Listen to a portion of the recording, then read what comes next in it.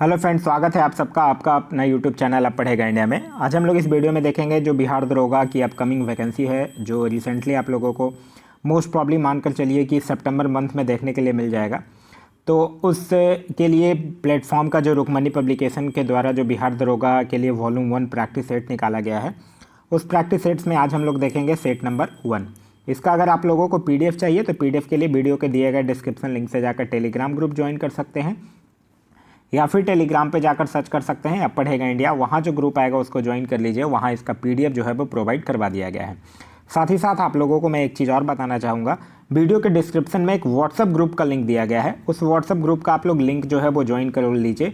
वो ग्रुप में आप लोगों को डेली बिहार एसआई के लिए प्रैक्टिस सेट्स जो है वो प्रोवाइड करवाया जाएगा। आज का जो हमारा पहला क्वेश्चन है वो यह कह रहा है कि राष्ट्रीय शिक्षा नीति 2020 के तहत 10+2 के शिक्षा मॉडल के स्थान पर किस पाठ्यक्रम को लॉन्च किया गया है। देखिए, आप लोग पढ़े होंगे कि राष्ट्रीय शिक्षा नीति की घोषणा जो है वो 29 जुलाई 2020 को की गई थी, और राष्ट्रीय शिक्षा नीति यानी एनईपी को लागू करने वाला भारत का पहला राज्य जो है वो कर्नाटक बना है। ये दो चीज़ तो पहले आप लोग ध्यान रखिए।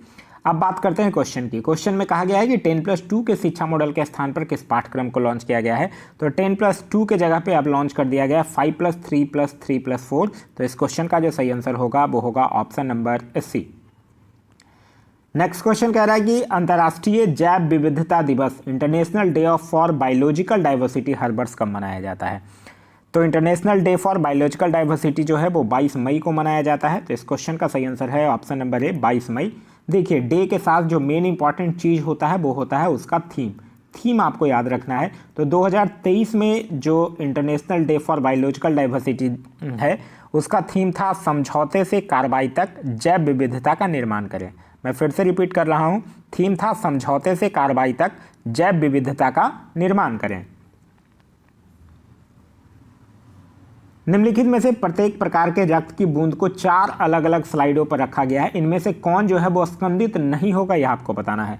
रक्त सीरम, तो रक्त सीरम ही जो है वो स्कंदित नहीं होगा। तो इस क्वेश्चन का सही आंसर होगा वो होगा ऑप्शन नंबर ए, रक्त सीरम।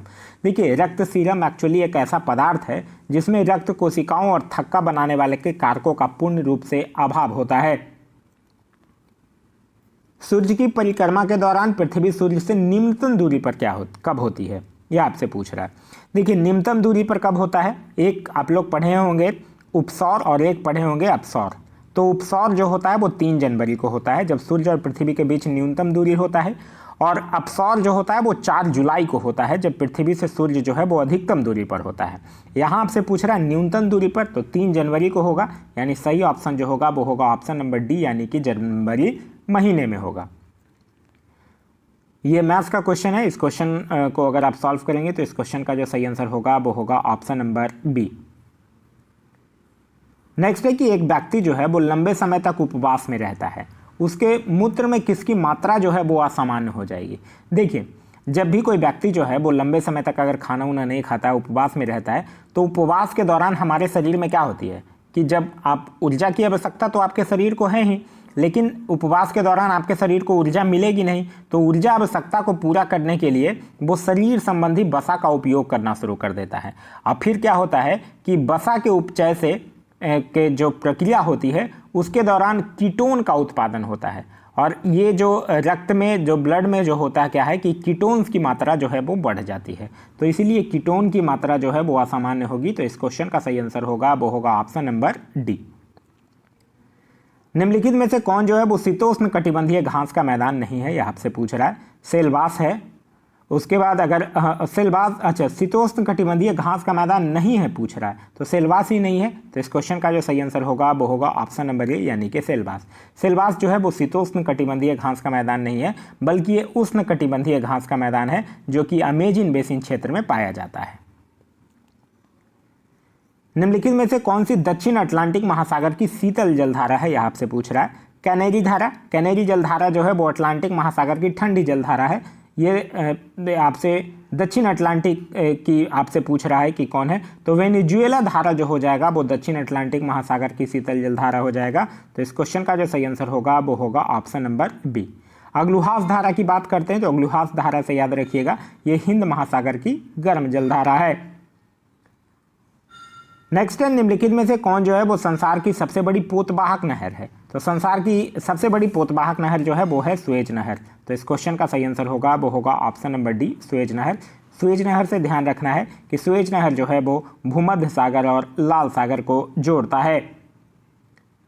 संपूर्ण विश्व के क्षेत्रफल में भारत की भागीदारी कितनी है लगभग? तो संपूर्ण विश्व के क्षेत्रफल में भारत की भागीदारी जो है वो लगभग 2.40% है, क्योंकि आप लोगों ने पढ़ा होगा कि भारत का क्षेत्रफल जो है वो विश्व के क्षेत्रफल का 2.42% है। तो इस क्वेश्चन का जो सही आंसर होगा वो होगा ऑप्शन नंबर बी।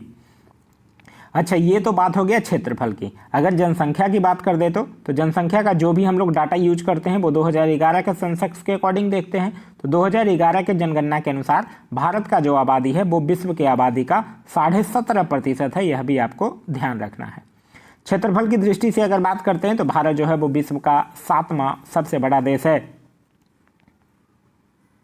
निम्नलिखित में से कौन सी नदी जो है वो 3 बार 2 धाराओं में विभक्त हो जाती है और कुछ मील आगे जाकर पुनः मिल जाती है, और इस प्रकार श्रीरंगपट्टनम, शिव समुद्रम और श्रीरंगम के द्वीपों का निर्माण करती है? यह बात कर रहा है कावेरी नदी की। तो इस क्वेश्चन का सही आंसर होगा वो होगा ऑप्शन नंबर ए, यानी कि कावेरी नदी। कावेरी नदी जो है वो ब्रह्मगिरी पहाड़ी से निकलती है और इसको दक्षिण भारत की गंगा भी कहा जाता है। किस प्रकार की मिट्टी जो है वो अधिकतम पानी संजोए रखती है? तो चिकनी मिट्टी जो होती है वो अधिकतम पानी जो है वो संजोए रखती है, और चिकनी मिट्टी में पोटेशियम, कैल्शियम, मैग्नीशियम की बहुलता होती है। तो इस क्वेश्चन का जो सही आंसर होगा वो होगा ऑप्शन नंबर सी, यानी कि चिकनी मिट्टी। नेक्स्ट क्वेश्चन आपसे पूछ रहा है कि लहसुन में विशिष्ट गंध का कारण क्या होता है? तो लहसुन में विशिष्ट गंध का कारण क्या होता है? सल्फर यौगिक होता है। तो इस क्वेश्चन का सही आंसर होगा वो होगा ऑप्शन नंबर सी, यानी कि सल्फर यौगिक होता है। स्टॉक फार्मिंग है। स्टॉक फार्मिंग किसको कहा जाता है? तो पशुओं के प्रजनन से संबंधित जो होता है उसको स्टॉक फार्मिंग कहा जाता है। तो इस क्वेश्चन का सही आंसर होगा वो होगा ऑप्शन नंबर बी, यानी कि स्टॉक फार्मिंग। नेक्स्ट है कि विश्व पर्यावरण दिवस किस तारीख को मनाया जाता है? तो विश्व पर्यावरण दिवस कब मनाया जाता है? विश्व पर्यावरण दिवस मनाया जाता है 5 जून को। तो इस क्वेश्चन का सही आंसर होगा वो होगा ऑप्शन नंबर सी, यानी कि 5 जून को। ध्यान रखिएगा, इस बार यानी 2023 में जो विश्व पर्यावरण दिवस मनाया गया उसका थीम था प्लास्टिक प्रदूषण का समाधान। नेक्स्ट क्वेश्चन कह रहा है कि प्रकाश संश्लेषण द्वारा ऊर्जा का कितना प्रतिशत भाग जो है वो रासायनिक ऊर्जा में परिवर्तित हो जाता है? तो प्रकाश संश्लेषण के द्वारा ऊर्जा का लगभग 1 से 2% भाग ही जो है वो रासायनिक ऊर्जा में परिवर्तित होता है। तो इस क्वेश्चन का सही आंसर होगा वो होगा ऑप्शन नंबर ए। प्रकाश संश्लेषण का जो रिएक्शन है वो अक्सर एग्जाम में पूछा जाता है, वो आपको ध्यान रखना है। रिएक्शन होता है 6CO2 प्लस में 12H2O, और ये किसके प्रेजेंस में? क्लोरोफिल और लाइट के प्रेजेंस में ये क्या क्या बना कर देता है? C6H12O6 और प्लस में 6O2 और प्लस में 6H2O। तो ये इक्वेशन जो है वो डायरेक्टली एग्जाम में पूछ लिया जाता है, तो इक्वेशन जो है वो आप लोगों को ध्यान रखना है। निम्न में से कौन सा जो है वो सामान्य उपयोग में लाए जाने वाला सिंथेटिक फाइबर है, यह आपसे पूछ रहा है। पॉलिस्टर है, रेयॉन भी है, नायलॉन भी है और एक्रेलिक भी जो है ये सामान्यतः उपयोग में लाए जाने वाला सिंथेटिक फाइबर है। तो ये चारों है। तो इस क्वेश्चन का जो सही आंसर होगा वो होगा ऑप्शन नंबर डी। नेक्स्ट है कि नीचे दिए गए पौधे और उनके खाद्य भाग्य के युग्मों में से कौन सही सुमेलित नहीं है, यह आपसे पूछ रहा है। अदरक प्रकंद सही है, प्याज मांसलपर्ण सही है, नारियल भ्रूणपोष सही है, आलू मूल ये गलत है। आलू जो है वो कंद है, मूल नहीं है। तो इस क्वेश्चन का जो सही आंसर होगा वो होगा ऑप्शन नंबर सी। किस पदार्थ के ऑक्सीकरण से सर्वाधिक ऊर्जा प्राप्त होती है? प्रोटीन, वसा, कार्बोहाइड्रेट और खनिज और विटामिन। तो वसा के ऑक्सीकरण से सर्वाधिक ऊर्जा प्राप्त होती है। आप लोग पढ़े होंगे कि 1 ग्राम वसा के ऑक्सीकरण से लगभग 9.3 कैलोरी ऊर्जा जो है वो उत्पन्न होती है। तो इस क्वेश्चन का जो सही आंसर होगा वो होगा ऑप्शन नंबर सी। हेमोग्लोबिन के बारे में निम्नलिखित कथनों पर विचार कीजिए। हेमोग्लोबिन जो है वो रक्त में ऑक्सीजन का संचार करता है, ये बिल्कुल सही है। यह लौह युक्त यौगिक है, यह भी सही है। यह कुछ रोगों के प्रति प्रतिरक्षा प्रदान करता है, ये गलत है। रोगों के प्रति जनरली जो प्रतिरक्षा प्रदान करता है वो WBC होता है, जो हमें रोगों के प्रति प्रतिरक्षा प्रदान करता है। और यह रक्त को लाल रंग प्रदान करता है, यह भी सही है। तो इस क्वेश्चन का जो सही आंसर होगा 1, 2 और 4 जो है वो सही है, यानी ऑप्शन नंबर डी जो होगा वो सही आंसर होगा।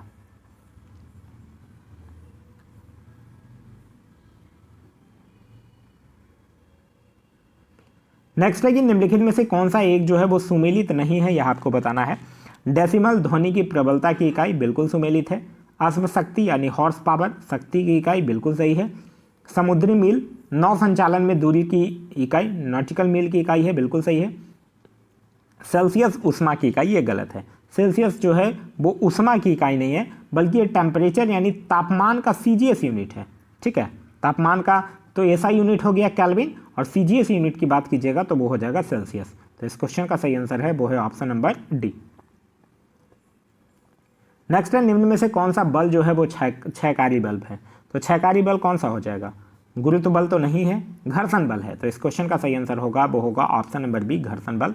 घर्षण बल से एक चीज ध्यान रखिएगा कि घर्षण बल की दिशा जो है वो सदैव वस्तु की गति की दिशा के विपरीत होता है। कणों के द्वारा हीट ट्रांसफर की क्रिया को क्या कहा जाता है? देखिए, आप लोग heat mode of heat transfer पढ़े होंगे, तो मोड ऑफ हीट ट्रांसफर में 3 मोड्स पढ़े होंगे, कंडक्शन, कन्वेक्शन और रेडिएशन। यहाँ आपसे पूछ रहा कणों के द्वारा हीट ट्रांसफर के मेथड को क्या कहा जाता है, तो उसको कंडक्शन कहा जाता है, जिसको कि हिंदी में चालकन कहा जाता है। तो इस क्वेश्चन का जो सही आंसर होगा वो होगा ऑप्शन नंबर बी, यानी कि कंडक्शन। निम्नलिखित में से कौन जो है वो जल को जीवाणु मुक्त करने हेतु प्रयुक्त होता है, आपसे पूछ रहा है।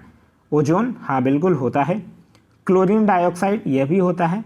कैलोरीमीन भी होता है। तो इस क्वेश्चन का जो सही आंसर होगा वो होगा ऑप्शन नंबर डी, उपयुक्त सभी जो हैं वो जल को जीवाणु मुक्त करने हेतु प्रयुक्त होता है। फिर है, ऑक्टेन संख्या द्वारा किसकी गुणवत्ता मापी जाती है? तो ऑक्टेन संख्या के द्वारा पेट्रोल की गुणवत्ता मापा जाता है। तो इस क्वेश्चन का जो सही आंसर होगा वो होगा ऑप्शन नंबर बी, यानी पेट्रोल का गुणवत्ता जो है वो मापा जाता है। सोडियम वाष्प लैंप प्रायः सड़क प्रकाश के लिए प्रयुक्त होते हैं, क्योंकि तो सोडियम वाष्प लैंप प्रायः जो है वो सड़क प्रकाश के लिए प्रयुक्त होता है क्योंकि ये सस्ते होते हैं, नहीं, यह कोई रीजन नहीं है। इसका प्रकाश एक वर्णी है और पानी की बूंदों से गुजरने पर विभक्त नहीं होता, ये बिल्कुल सही है। तो इस क्वेश्चन का सही आंसर होगा वो होगा ऑप्शन नंबर बी।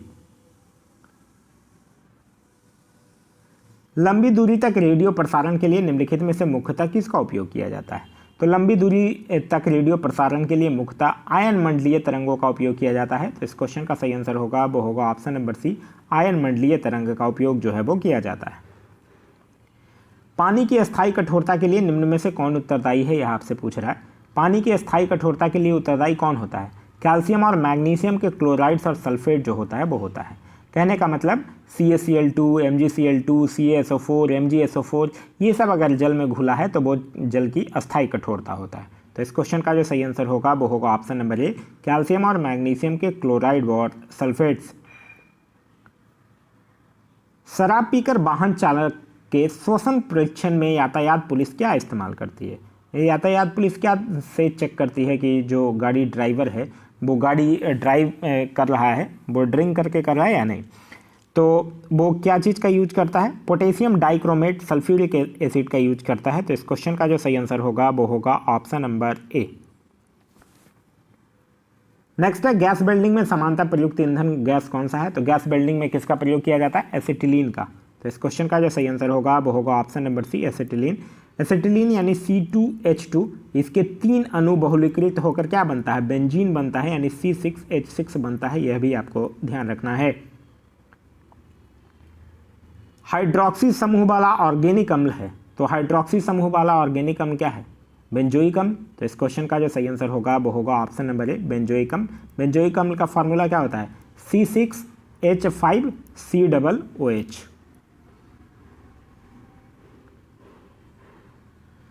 नेक्स्ट है कि दूध को निम्न विधि से एकरूप यानी होमोजिनाइज किया जाता है। तो दूध को कैसे होमोजिनाइज किया जाता है? इसके वसा कणों को सेंट्रीफ्यूज की सहायता से सूक्ष्म आकार में बदला जाता है। तो इस क्वेश्चन का जो सही आंसर होगा वो होगा ऑप्शन नंबर सी। जेड परमाणु क्रमांक वाले परमाणु को किसी दी गई कक्षा में इलेक्ट्रॉन की ऊर्जा जो है वो समानुपाती होता है। तो जेड परमाणु क्रमांक वाले परमाणु को दी गई कक्षा में इलेक्ट्रॉन की ऊर्जा जो है वो Z² का समानुपाती होगा। तो इस क्वेश्चन का जो सही आंसर होगा वो होगा ऑप्शन नंबर बी। नेक्स्ट है सूची 1 और सूची 2 को सुमेलित करना है। एक साइड हड़प्पा संस्कृति के बस्तियों के नाम दिए गए हैं और दूसरा नदियों के नाम दिए गए हैं जिस पर वो अवस्थित है। हड़प्पा की अगर हम लोग बात करते हैं तो हड़प्पा जो है वो रावी नदी के साथ मैच करेगा। कालीबंगन की अगर हम लोग बात करते हैं तो कालीबंगन जो है वो घग्घर नदी के किनारे मैच करेगा, जहाँ से कि जोता हुआ खेत का प्रमाण जो मिलता है। ठीक है। लोथल से बंदरगाह का प्रमाण मिलता है और यह जो है वो भोगवा नदी के किनारे स्थित है। और रोपड़ की अगर बात करते हैं तो रोपड़ जो है वो पंजाब में सतलज नदी के किनारे, जिससे कि मालिक के साथ कुत्ते को दफनाए जाने का प्रमाण जो है वो मिलता है। तो रोपड़ जो है वो सतलज के साथ मैच करेगा।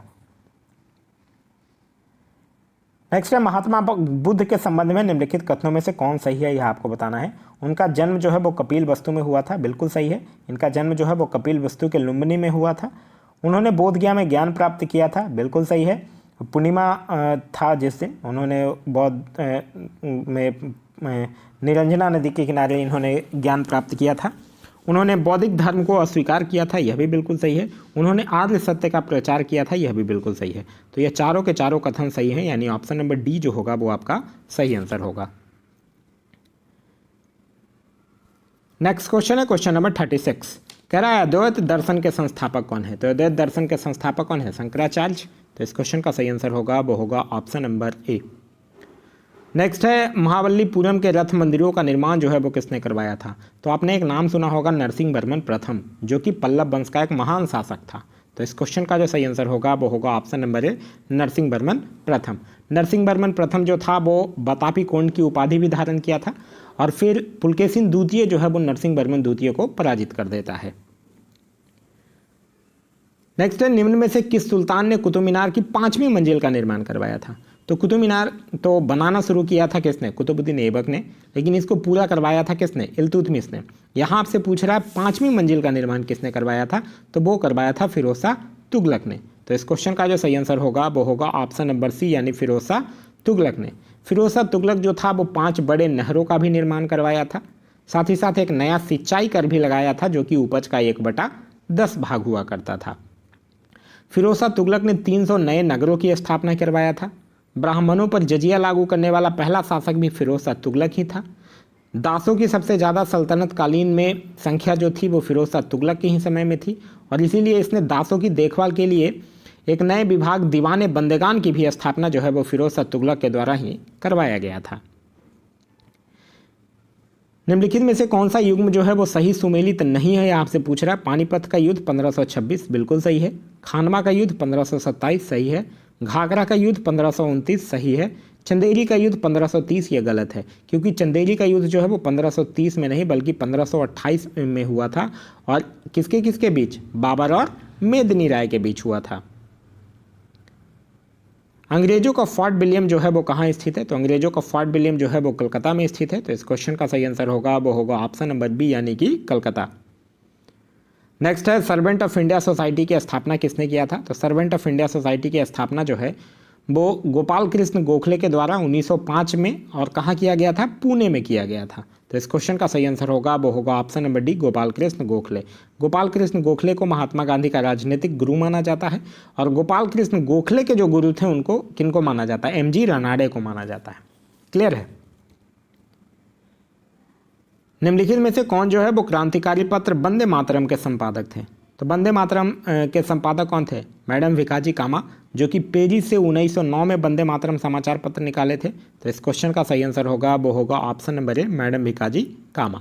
मैडम भिकाजी कामा से याद रखिएगा, इनको भारतीय क्रांतिकारियों की माता कहा जाता है और साथ ही साथ इन्होंने 1907 में जर्मनी के स्टुटगार्ट शहर में झंडा फहराया था और इसके बाद विदेशों में झंडा फहराने वाले प्रथम भारतीय जो है वो मैडम भिकाजी कामा ही बने।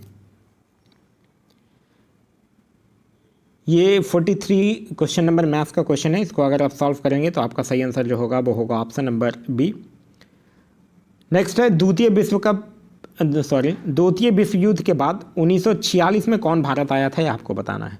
द्वितीय विश्व युद्ध के बाद 1946 में कौन आया था? कैबिनेट मिशन भारत आया था। तो इस क्वेश्चन का सही आंसर होगा वो होगा option number B, cabinet mission Bharat आया था। कब आया था? कैबिनेट मिशन जो है वो अपना प्रस्ताव 16 मई 1946 को प्रकाशित किया था। कैबिनेट मिशन के अध्यक्ष कौन थे? Sir Patrick Lawrence. नेक्स्ट है कि केंद्र में द्वैध शासन किस अधिनियम के अंतर्गत स्थापित किया गया था।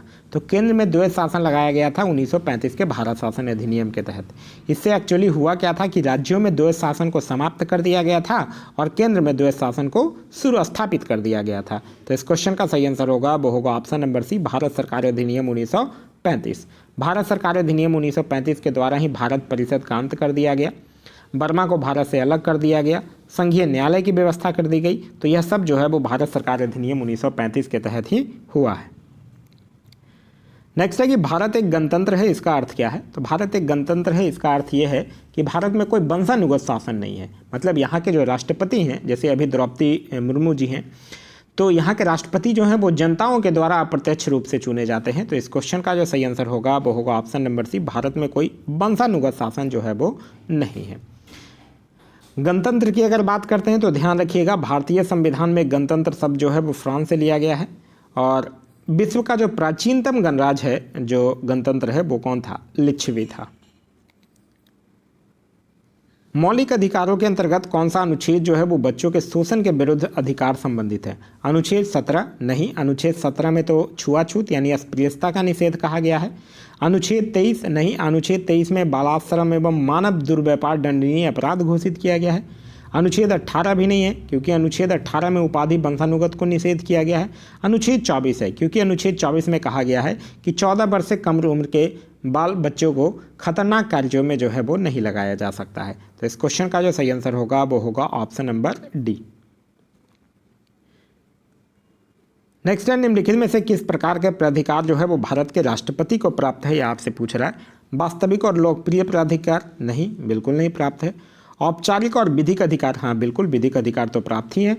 उसके बाद कह रहा है राजनीतिक और नाम मात्र का अधिकार, ये भी नहीं प्राप्त है। संवैधानिक और नाम मात्र का अधिकार ये है, राजनीतिक अधिकार जो है वो प्राप्त नहीं है। तो दूसरा और चौथा जो है वो प्राप्त है, यानी ऑप्शन नंबर डी जो होगा वो आपका सही आंसर होगा।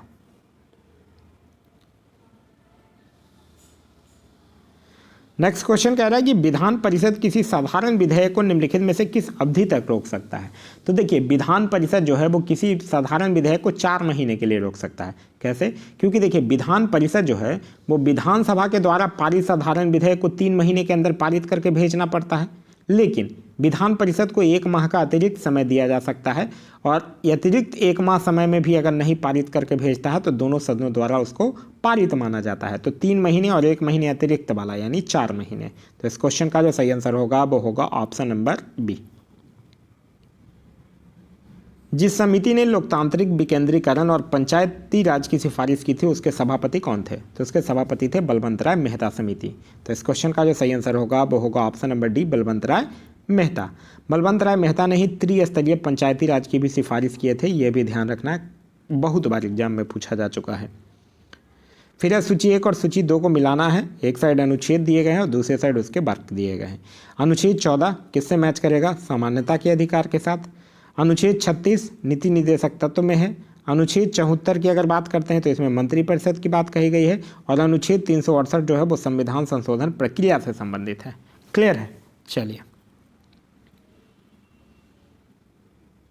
भारत में नियोजित अर्थव्यवस्था जो है वो आधारित है। तो भारत में नियोजित अर्थव्यवस्था जो है वो समाजवादी व्यवस्था पर आधारित है। तो इस क्वेश्चन का जो सही आंसर होगा वो होगा ऑप्शन नंबर बी, यानी समाजवादी व्यवस्था पर आधारित है। पिछड़े देशों के लिए रोलिंग प्लान का सुझाव जो है वो किसके द्वारा दिया गया था? तो पिछड़े देशों के लिए रोलिंग प्लान का सुझाव जो है वो जी मेडल के द्वारा दिया गया था। तो इस क्वेश्चन का जो सही आंसर होगा वो होगा ऑप्शन नंबर ए। रोलिंग प्लान की अगर बात करते हैं तो आप लोगों को ध्यान ही होगा कि रोलिंग प्लान जो है वो जनता दल की जब सरकार आई थी तो उसके द्वारा चलाया गया था। फिर इसको कब प्रारंभ किया गया था? 1978 में। फिर उसके बाद 1980 में कांग्रेस की सरकार आती है और कांग्रेस की सरकार जो है वो इस रोलिंग प्लान को समाप्त कर देता है। भारत में गरीबी रेखा से नीचे रहने वाले लोगों का प्रतिशत है तेंदुलकर समिति के। तो तेंदुलकर समिति के अनुसार आपसे पूछ रहा है, बहुत सारी भी समितियां हैं जो अपने अपने रिपोर्ट, जैसे सी रंगराजन समिति भी अपना रिपोर्ट दिया था।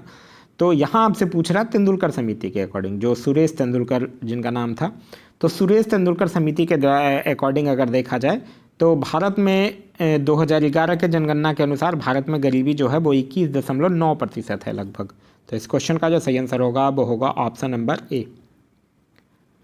नेक्स्ट है निम्नलिखित पर विचार कीजिए और इसमें से कौन सा भारत में व्यापक धन M3 में शामिल है, ये आपको बताना है। देखिए M1, M2, M3, M4 ये सब आप लोग पढ़े होंगे, समझिए थोड़ा सा इसको। M1 क्या होता है? M1 जो होता है वो जनता के पास जो मुद्रा होती है, मतलब करेंसी नोट और सिक्का ये सब मिलाकर, साथ ही साथ बैंकों की मांग जमा और रिजर्व बैंक के पास अन्य जमा, ये सबको मिला देने के बाद M1 होता है। M2 क्या होता है? M1 और डाकघर के पास बचत बैंक जमाएं जो होती है उसको जोड़ देने में, मतलब M1 में अगर आप डाकघर के पास बचत बैंक जमाएं जोड़ देते हैं तो वो M2 हो जाता है।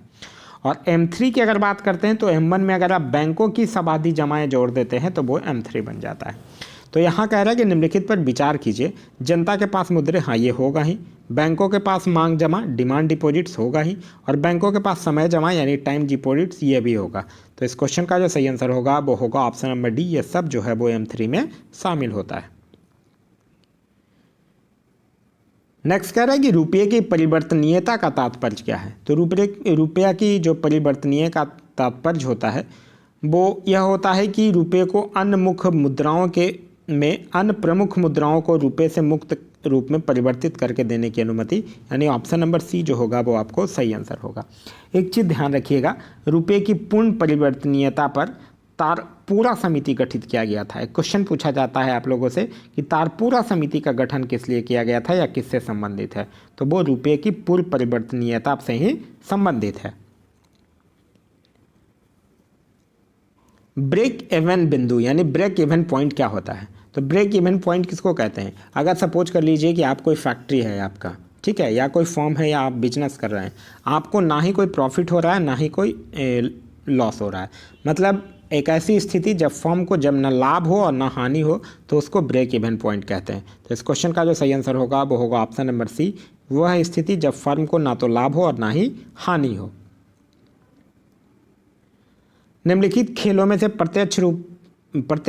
प्रत्येक पक्ष में खिलाड़ियों की संख्या जो है वो किस खेल में सर्वाधिक होती है, आपसे पूछ रहा है। खो खो में कितने खिलाड़ी होते हैं? 9। हॉकी में कितना? 11। फुटबॉल में कितना? 11। रग्बी फुटबॉल में कितना? 15। तो इस क्वेश्चन का जो सही आंसर होगा वो होगा option number C, rugby football. Next है बैंकिंग वातावरण में प्रयोग होने वाले टर्म एनपीए का पूरा नाम क्या है? एनपीए का मतलब क्या होता है? Non performing assets. तो इस क्वेश्चन का जो सही आंसर होगा वो होगा ऑप्शन नंबर सी, यानी कि नॉन परफॉर्मिंग एसेट्स। एक प्रसिद्ध भारतीय वैज्ञानिक थे जिनका नाम था सीवी रमन। उनके रमन इफेक्ट खोज के दिन को विज्ञान दिवस के रूप में मनाया जाता है या निम्न में से किस तिथि को मनाया जाता है? तो विज्ञान दिवस कब मनाया जाता है? 28 फरवरी को। तो इस क्वेश्चन का जो सही आंसर होगा वो होगा ऑप्शन नंबर बी, यानी कि 28 फरवरी को। एक चीज़ और आपको ध्यान रखना है, रमन इफेक्ट के लिए सीवी रमन को 1930 में नोबेल अवार्ड भी जो है वो दिया जा चुका है। महात्मा गांधी जो है वो अपनी आत्मकथा मूलतः किस भाषा में लिखी थी? तो महात्मा गांधी की जो आत्मकथा है वो मूलतः गुजराती भाषा में लिखा गया है। तो इस क्वेश्चन का जो सही आंसर होगा वो होगा ऑप्शन नंबर बी, यानी कि गुजराती भाषा में। प्रतिष्ठित टॉयलर पुरस्कार जो है वो किस क्षेत्र में विशिष्ट योगदान हेतु दिया जाता है? तो टॉयलर पुरस्कार जो है वो पर्यावरण सुरक्षा क्षेत्र में दिया जाता है। और कब से दिया जा रहा है? 1973 में इसको स्थापित किया गया था। तो इस क्वेश्चन का सही आंसर होगा वो होगा ऑप्शन नंबर डी, यानी पर्यावरण सुरक्षा। फिर विश्व प्रसिद्ध मयूर सिंहासन मुगलों के किस भवन में रखा गया था? तो मयूर सिंहासन जो है वो दिल्ली के लाल किले के दीवाने आम भवन में रखा गया था। तो इस क्वेश्चन का सही आंसर होगा वो होगा ऑप्शन नंबर डी, दिल्ली के लाल किले के दीवाने आम में रखा गया था। और यह जो है वो इसका निर्माण किसने करवाया था? तो शाहजहां जो है वो मयूर सिंहासन का निर्माण करवाया था। 20 रुपये के नोट पर निम्नलिखित में से किस राष्ट्रीय उद्यान की छवि है? ये पुराने वाले नोट की बात कर रहा है, क्योंकि नया वाला जब आप 20 रुपये का नोट देखिएगा तो उस पर एलोरा गुफा है, ठीक है। नया वाले पे क्या है? एलोरा गुफा है। यहाँ आपसे किस राष्ट्रीय उद्यान की छवि पूछ रहा है जो कि पुराने वाले में था? तो पुराने वाले में माउंट हैरियट नेशनल पार्क का था। तो इस क्वेश्चन का जो सही आंसर होगा वो होगा ऑप्शन नंबर ए, यानी कि माउंट हैरियट।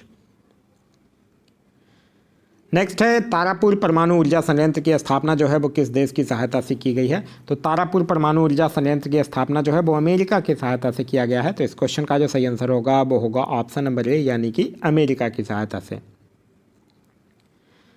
नेक्स्ट है कि 2011 के जनगणना के अनुसार बिहार के किस जिले में महिला साक्षरता दर जो है वो सबसे अधिक है? देखिए बिहार में साक्षरता दर अगर आपसे पूछे कि महिला में किसका ज़्यादा है, पुरुष में किसका ज़्यादा है, या ओवरऑल में किसका ज़्यादा है, सबका आंसर एक ही जिला है, वो जिला है रोहतास। तो इस क्वेश्चन का जो सही आंसर होगा वो होगा ऑप्शन नंबर डी, रोहतास जिला सबसे ज़्यादा है।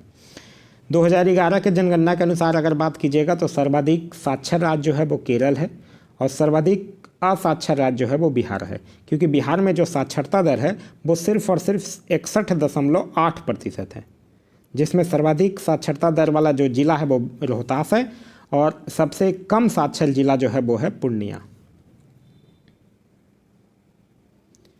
नेक्स्ट है बिहार पंचायती राज अधिनियम 2006 के अंतर्गत त्रिस्तरीय पंचायतों के स्थानों या पदों में सभी कोटियों में महिलाओं के लिए कितने प्रतिशत आरक्षण की व्यवस्था की गई है। तो महिलाओं के लिए 50% आरक्षण की व्यवस्था की गई है। तो इस क्वेश्चन का सही आंसर होगा वो होगा ऑप्शन नंबर बी, 50%। एक चीज़ ध्यान रखिएगा, बिहार जो है वो भारत का प्रथम ऐसा राज्य है जो पंचायती राज और नगर पालिका में 50% आरक्षण जो है वो महिलाएं को दिया है। नेक्स्ट है निम्न में से किस वर्ष रूस में कृथक दास प्रथा का अंत हुआ। तो रूस में 1861 में अलेक्जेंडर द्वितीय के द्वारा कृषक दास प्रथा का अंत किया गया था। तो इस क्वेश्चन का सही आंसर होगा वो होगा ऑप्शन नंबर डी, यानी 1861 में।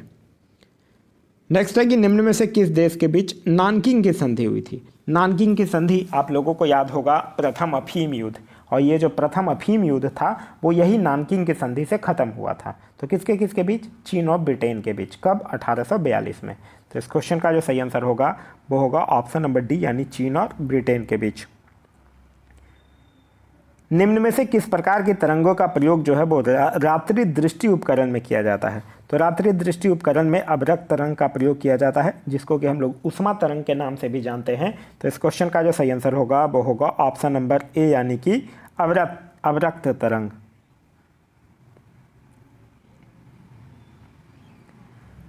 तेल का एक बैरल निम्न में से लगभग कितना होता है। तो तेल का जो एक बैरल होता है वो लगभग 159 लीटर के बराबर होता है। तो इस क्वेश्चन का सही आंसर होगा वो होगा ऑप्शन नंबर सी। नेक्स्ट है सीवी रमन को उनके किस प्रयोग के लिए नोबेल पुरस्कार प्रदान किया गया था। तो सीवी रमन को 1930 में फिजिक्स का नोबेल पुरस्कार मिला है और प्रकाश प्रकीर्णन के लिए मिला है। तो इस क्वेश्चन का सही आंसर होगा वो होगा ऑप्शन नंबर ए, प्रकाश प्रकीर्णन प्रयोग के लिए मिला है। देखिए प्रकाश प्रकीर्णन की अगर बात कीजिएगा तो इसे अक्सर एग्जाम में क्वेश्चन पूछा जाता है। इसके कुछ उदाहरण याद रखिएगा कि यह किसके कारण होता है। दिन में आकाश का रंग नीला दिखना प्रकाश के प्रकीर्णन के कारण होता है। समुद्र का नीला दिखाई देना, सूर्योदय और सूर्यास्त के समय सूर्य का लाल दिखाई देना, अंतरिक्ष के ऊपर आकाश को देखने पर वह काला दिखाई देना क्योंकि वहाँ प्रकीर्णन नहीं होता है। तो ये सब जो है वो प्रकीर्णन से रिलेटेड है। नेक्स्ट है कि निम्न में से कौन जो है वो प्राथमिक प्रदूषण के उदाहरण नहीं है। डीडीटी है, कार्बन मोनोऑक्साइड भी है, सल्फर डाइऑक्साइड नहीं है, क्योंकि सल्फर डाइऑक्साइड जो है वो द्वितीय प्रदूषक के उदाहरण है। तो इस क्वेश्चन का जो सही आंसर होगा वो होगा ऑप्शन नंबर सी।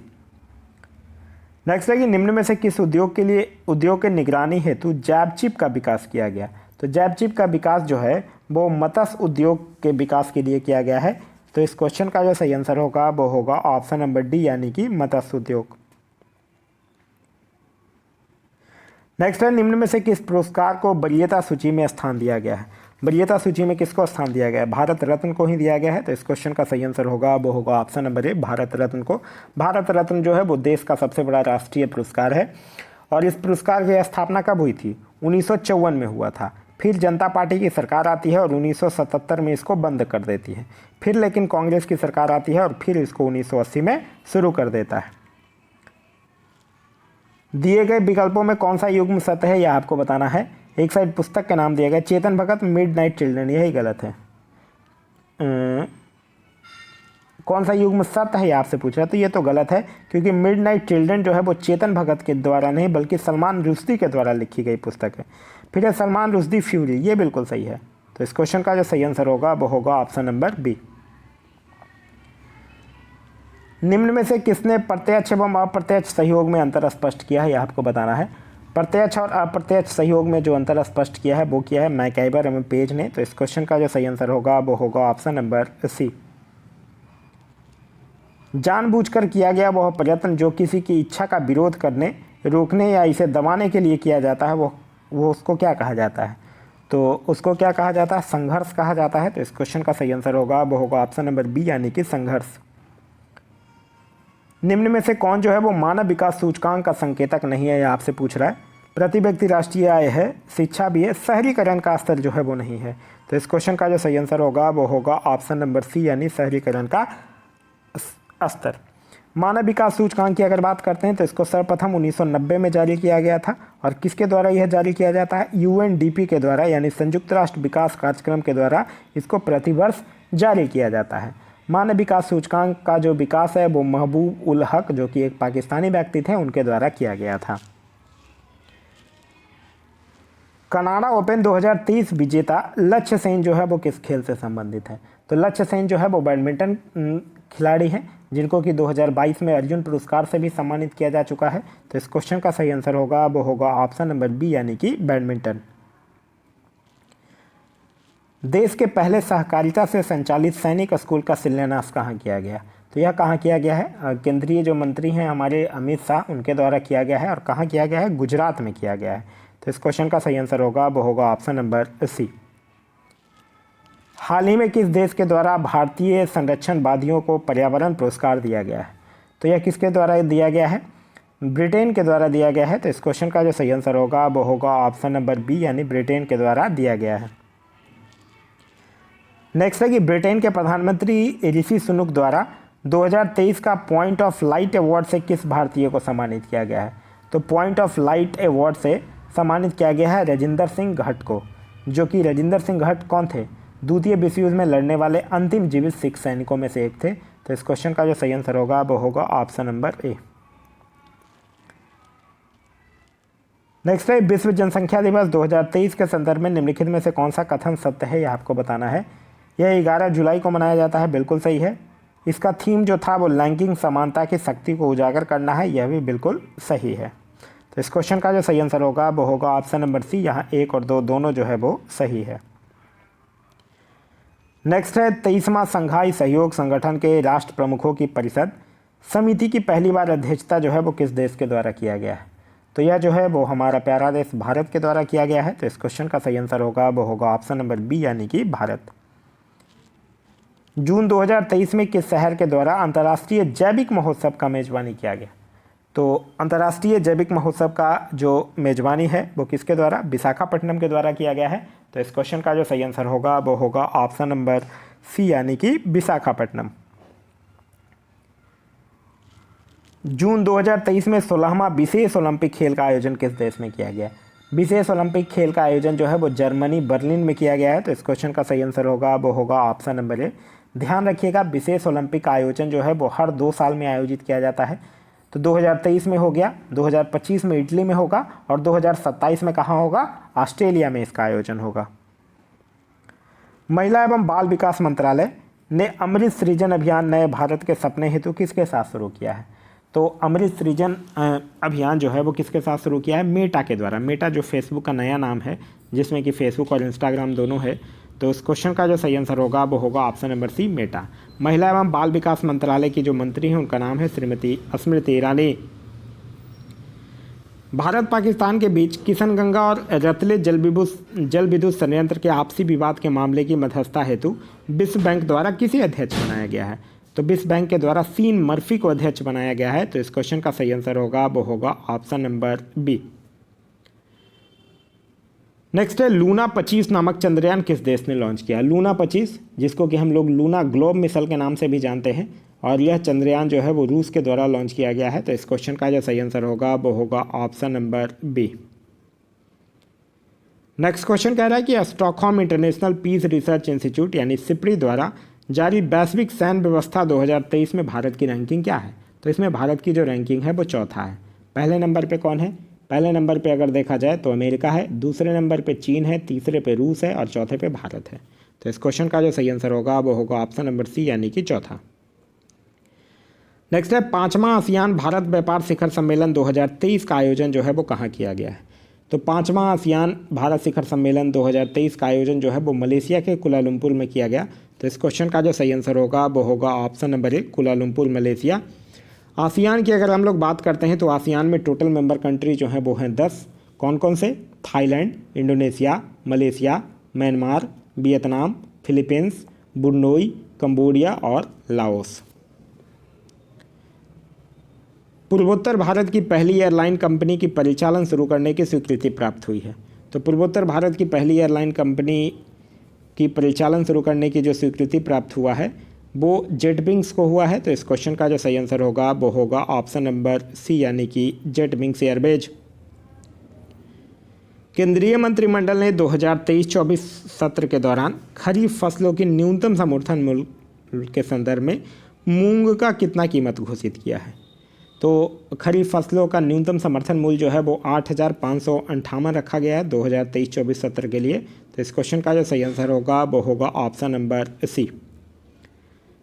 नेक्स्ट है DPIIT यानी कि department for promotion of industries द्वारा जारी रिपोर्ट में वित्त वर्ष 2023 के अनुसार भारत का सबसे बड़ा निवेशक कौन है। तो भारत का सबसे बड़ा निवेशक जो है वो सिंगापुर है। तो इस क्वेश्चन का सही आंसर होगा वो होगा ऑप्शन नंबर ए। नेक्स्ट है नीति आयोग द्वारा हाल ही में 2020-21 के कोविड वर्ष का वार्षिक स्वास्थ्य सूचकांक जारी किया गया है, जिसमें बड़े राज्यों के बीच शीर्ष प्रदर्शनकर्ताओं के रूप में किसे चुना गया है। तो बड़े राज्यों में शीर्ष प्रदर्शनकर्ता के रूप में किसको चुना गया है, केरल को चुना गया है। तो इस क्वेश्चन का जो सही आंसर होगा वो होगा ऑप्शन नंबर ए, यानी कि केरल। नेक्स्ट है कि हाल ही में राष्ट्रीय परीक्षा एजेंसी के नए महानिदेशक कौन नियुक्त हुए हैं। तो उनका नाम है सुबोध कुमार सिंह। तो इस क्वेश्चन का सही आंसर होगा वो होगा ऑप्शन नंबर ए, सुबोध कुमार सिंह। आप लोगों को डेली अगर टेस्ट सीरीज चाहिए तो आप लोग वीडियो के दिए गए डिस्क्रिप्शन लिंक से में जाकर व्हाट्सएप ग्रुप में ऐड हो जाइए, वहाँ आप लोगों को डेली जो है वो टेस्ट सीरीज प्रोवाइड करवाया जाएगा। तो यह था हमारा आज का वीडियो। आप लोगों को कैसा लगा कमेंट करके ज़रूर बताइएगा। साथ ही साथ इस वीडियो से कुछ सीखने के लिए मिला तो एक लाइक ज़रूर कर दीजिए। वीडियो पसंद आ रहा है तो अपने दोस्तों के साथ शेयर करना ना भूलें।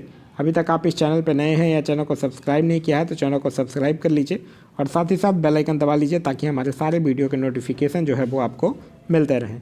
Thanks for watching.